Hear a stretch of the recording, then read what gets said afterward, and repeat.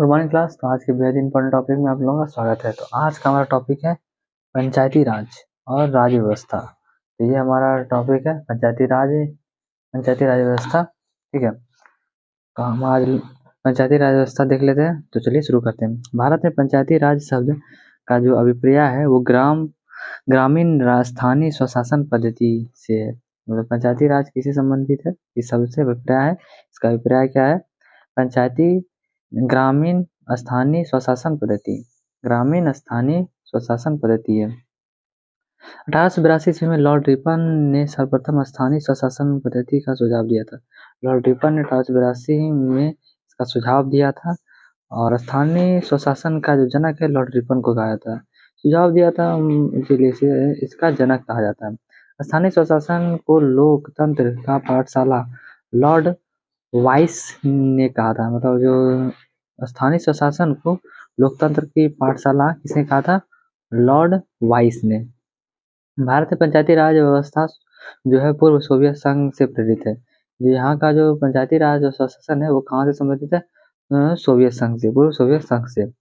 पंचायती राज जो है लोकतांत्रिक विकेंद्रीकरण पर आधारित है। पंचायती राज जो है वो लोकतांत्रिक विकेंद्रीकरण पर आधारित है। इसका मुख्य उद्देश्य क्या है? जनता को प्रशासन में भागीदारी योग्य बनाना। मतलब जनता को क्या करना है? प्रशासन में भागीदारी योग्य बनाना है। लोकतांत्रिक विकेंद्रीकरण का सुझाव बलवंत राय मेहता द्वारा दिया गया था। जिसका सुझाव किसने दिया था? बलवंत राय मेहता ने। ठीक है, भारत में ग्रामीण जनता के स्तर पद्धति के लिए के.एम. मुंशी समिति की सिफारिश पर 2 अक्टूबर 1952 में सामुदायिक विकास कार्यक्रम शुरू किया गया था।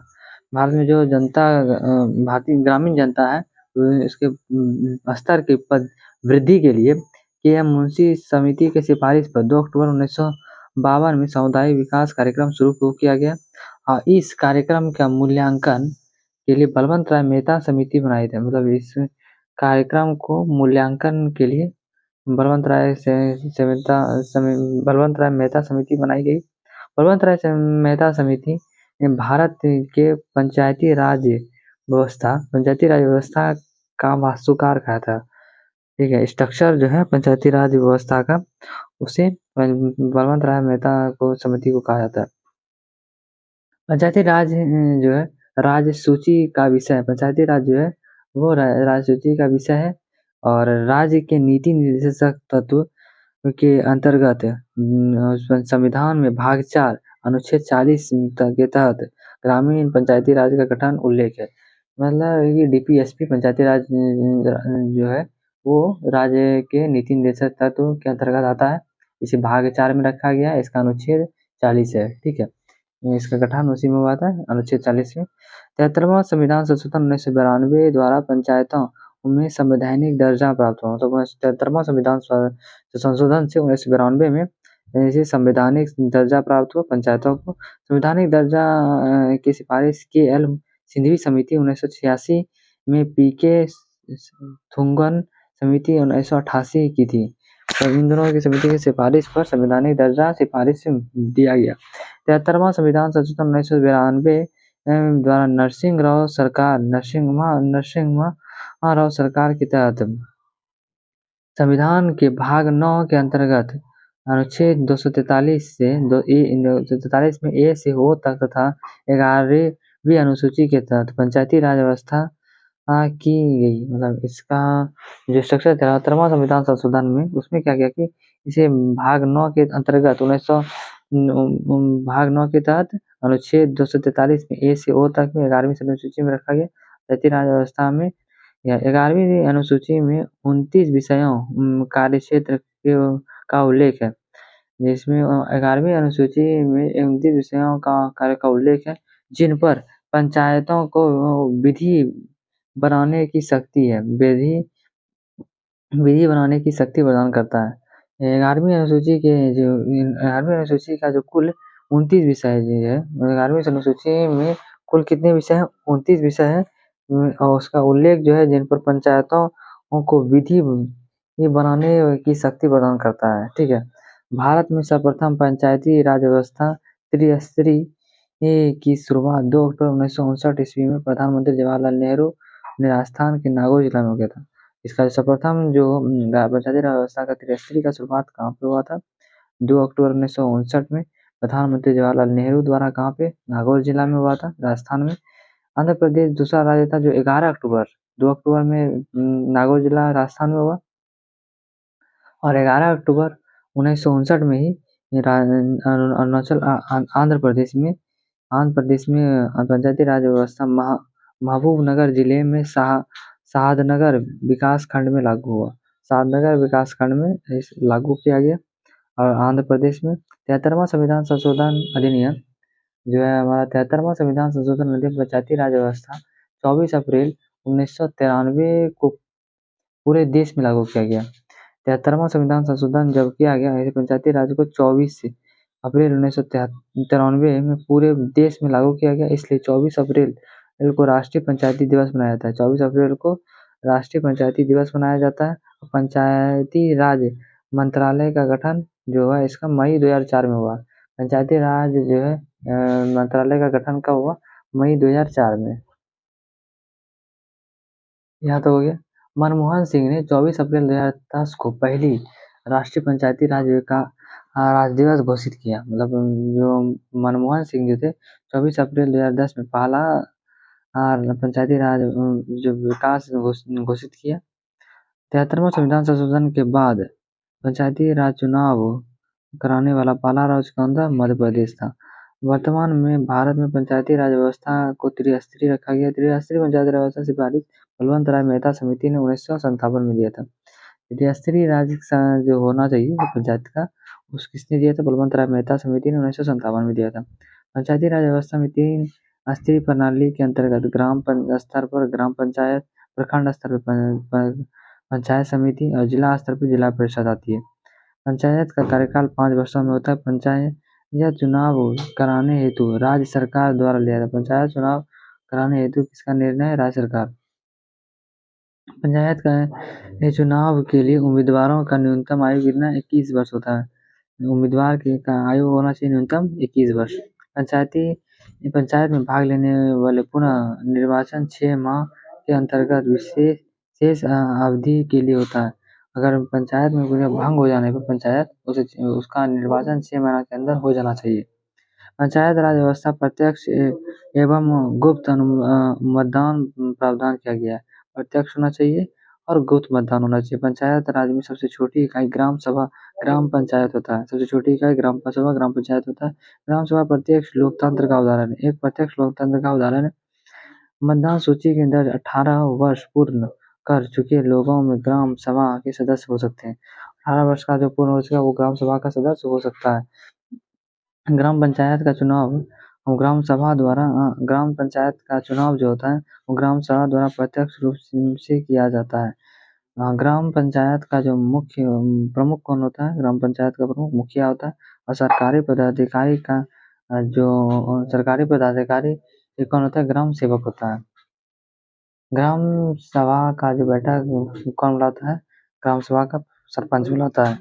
सरपंच के कार्यकाल 2 वर्ष बाद 2/3 बहुमत से हटाया जा सकता है।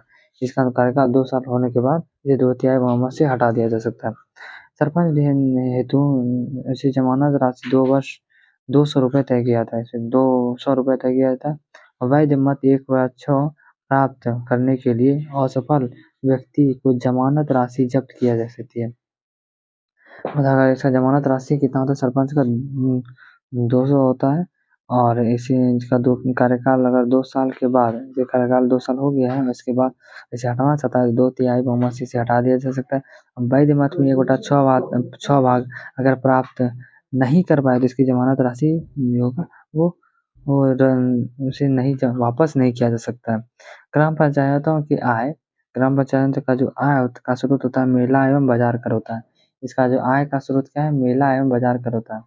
पंचायतों में महिलाओं के लिए 1/3 मतलब 33% आरक्षण प्राप्त है। मतलब 1/3 होगा महिलाएं ही खड़ा होगी। मतलब 1/3 आरक्षण 2009 में महिलाओं के लिए 50% करने वाला 110वां संशोधन विधेयक पेश किया गया। मतलब 2009 में महिलाओं के आरक्षण में 50% मतलब चुनाव में ग्राम पंचायत में 50% महिलाएं भाग लेगी। 110वां संविधान संशोधन से विधेयक पेश किया गया। 2006 में सीएम नीतीश कुमार ने, मतलब ये संशोधन तो 50% 2009 में हुआ, बट 2006 में सीएम नीतीश कुमार ने बिहार में 50% पहले आरक्षण प्रदान कर दिया, पहला राज्य पहला बन गया बिहार 2006 में। और ग्राम पंचायत जो है, ग्राम पंचायत में सदस्यों की संख्या कितना होता है? 10 होता है, या अधिकतम 20 हो सकता है। ग्राम पंचायत में सदस्यों की संख्या 10 या 20 हो सकता है अधिकतम। ग्राम पंचायत का गठन 1000 से अधिक आबादी वाले गांव, ग्राम पंचायत का जो गठन होता है वो 1000 से अधिक आबादी वाले गांव में किया जा सकता है। पंचायत समिति जो गठन होता है ब्लॉक स्तर पर होता है, ब्लॉक स्तर पर होता है। 1000 से अधिक होगा तो वहाँ उस गांव को ग्राम पंचायत गठन कर दिया जाएगा। और पंचायत समिति का जो गठन है वो ब्लॉक स्तर पर होता है। इसका किस स्तर पर होता है? पंचायत समिति का जो गठन होता है ब्लॉक स्तर पर होता है, जो एक प्रशासनिक प्राधिकरण है। क्या है ये? पंचायत समिति क्या है? एक प्रशासनिक प्राधिकरण है।